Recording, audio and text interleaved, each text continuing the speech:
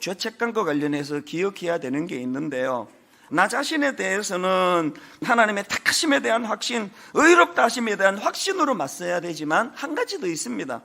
이웃에 대해서는 정죄감에 빠지지 않도록 도와줘야 한다는 것입니다. 34절을 보니까요, 누가 정죄하리요? 죽으실 뿐 아니라 다시 살아나신 이는 그리스도 예수시니 그는 하나님 우편에 계신 자요 우리를 위하여 간구하시는 자신이라. 제가 주목하는 게 이거예요. 그 제가 로마서 8장 31절부터 39절까지를 쭉 살펴보니까요, 다 복수예요. 다. 우리는 영어 성경으로도 마찬가지예요. 딱 한 군데 38절에서만 내가가 한 번 나오고요, 다 우리는이에요. 뭘 의미합니까? 내가 먼저 이 확신, 하나님의 선택하심, 또 칭의, 하나님이 의롭다 하셨다는 확신을 가지고 내 안에 정죄감을 물리쳐야 되지만 그거로 끝나면 안 됩니다. 그렇게 하고 주위를 둘러보니까 너무 많은 사람들이 이 사실을 몰라가지고 정죄감에 빠지고 죄책감에 시달리고 고통에 눈물을 흘린단 말이에요. 그들에게 어떻게 해야 된다고요? 그들도 정죄감에 빠지지 않도록 우리가 복음의 능력으로 손을 내밀어야 된다는 거예요. 예수님께서 우리를 위하여 간구하시느니라. 주님이 우리를 위하여 이렇게 중보기도하고 계시다면 먼저 은혜 받은 우리도 그 주님의 중보기도 사역에 동참을 해야 돼요. 동참을. 이틀 전입니다. 지난 금요일 날 제가 어느 다락방을 방문을 했는데요, 이제 불시에 이렇게 다락방을 방문하거나 또 초청해서 가거나 가보면은 참 은혜를 많이 받아요. 제가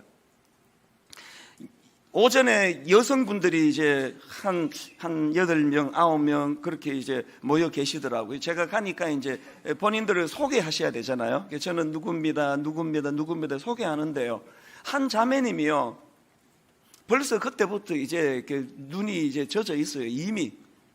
본인은 소개하기를, 목사님, 저는 4년 전에 너무너무 극심한 방황 가운데 있었는데, 너무너무 힘들었는데 어떤 장로님이, 우리 교회 장로님도 아니에요, 어떤 장로님이 너무 방황하는 거를 참 안쓰럽게 보시고요, 분당 우리 교회 가서 예배를 드려라, 분당 우리 교회 가서 말씀을 들으라고 그렇게 권해 주시더래요. 이분이 물어가지고 이제 우리 교회로 오신 거예요.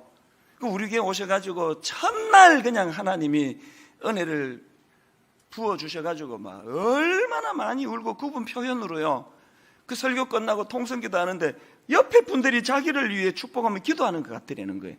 그렇게 은혜를 많이 받고 눈물을 많이 흘렸다고. 그래서 제가 궁금해가지고 근데 4년 전에 그렇게 방황하게 만든 그 문제는 해결이 됐습니까? 그렇게 물으니까 이분이 울면서요, 사람들 많은 데서 자기를 오픈하는 거예요. 방황하게 된 게 뭔지를 설명하는데, 이제 아버지가 돌아가셨어요.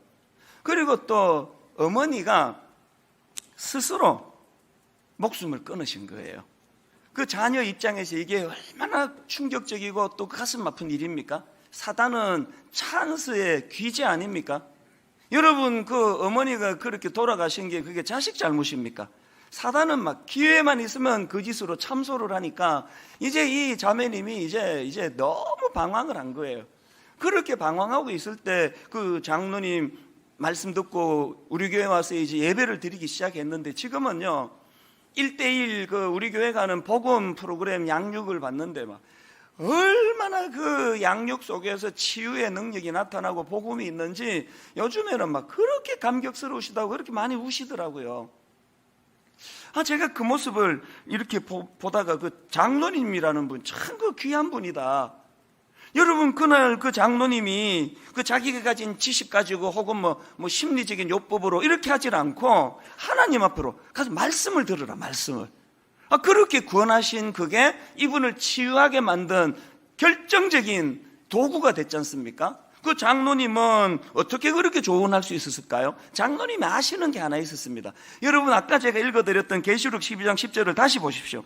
내가 또 들으니 하늘에 큰 음성이 있어 이르되 이제 우리 하나님의 구원과 능력과 나라와 또 그의 그리스도의 권세가 나타났으니, 그 다음에 우리 형제들을 참소하던 자 곧 우리 하나님 앞에서 밤낮 참소하던 자가 쫓겨났고, 그 다음 11절에 보니까요, 또 우리 형제들이 어린 양의 피와 자기들이 정언하는 말씀으로서 그를 이겼으니, 장로님이 알고 계시는 게 뭐예요?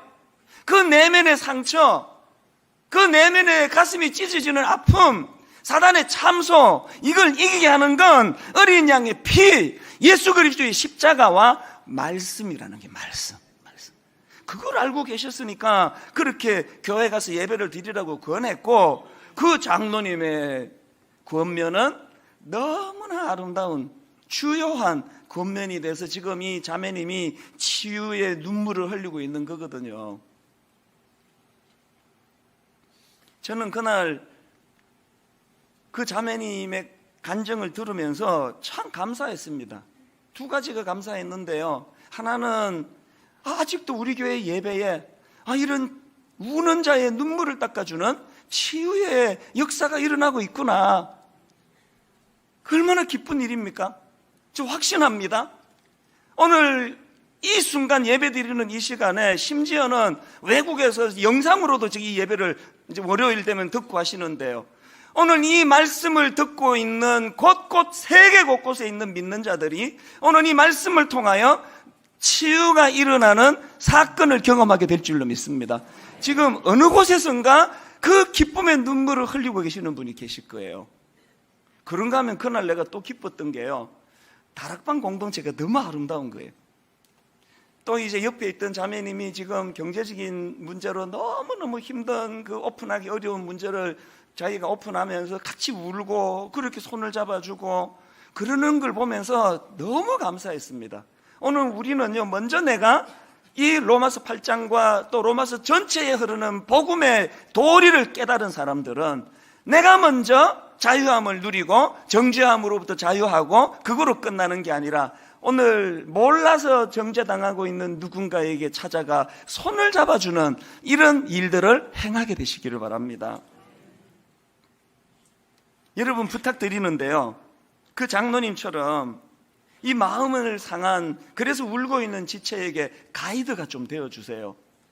그러기 위해서 여러분 한 가지 해야 되는데요, 그 손에 든 돌을 내려놓으셔야 돼요. 무슨 말씀이냐? 예수님께서 너희 중에 죄 없는 자가 돌로 쳐라 그랬더니 요한복음 8장 9절을 보십시오. 그들이 이 말씀을 듣고 양심의 가책을 느껴. 무슨 뜻입니까? 지도 비슷한 짓을 했다는 거 아닙니까? 아마 그 여인처럼 막 현장에서 잡힐 만큼 큰 건 아니라 할지라도 분명히 자기도 그런 짓거리를 한 죄인이라는 거예요. 그 제가 보니까요, 이 은혜가 떨어진 교회일수록 정죄가 많아요. 은혜가 떨어지는 교회 가보면 막 비난이 난무합니다. 전화로 막 카톡으로 그 집사 그거 말이야, 그 옷 입은 거 봤어, 그거 막 그 새빨간 옷 입고 말이야, 그러면서. 여러분 우리가 알아야 되는 건요, 로마서 2장 1절, 이거 현대인의 성경으로 읽어드릴게요. 그러므로 남을 심판하는 사람이여 그대가 누구이든지 죄가 없다고 변명할 수 없습니다. 왜? 그대는 남을 심판하는 일로 결국 자기를 정죄하는 셈입니다. 이 하나님의 시각이에요. 오늘 여러분 우리가 누구를 향하여 분노하며 손에 든 돌을 내려놓고 어떻게 해요? 그 사람을 용납해주고 그 사람 눈물을 닦아주는, 손을 잡아주는 일을 해야 된다는 거예요.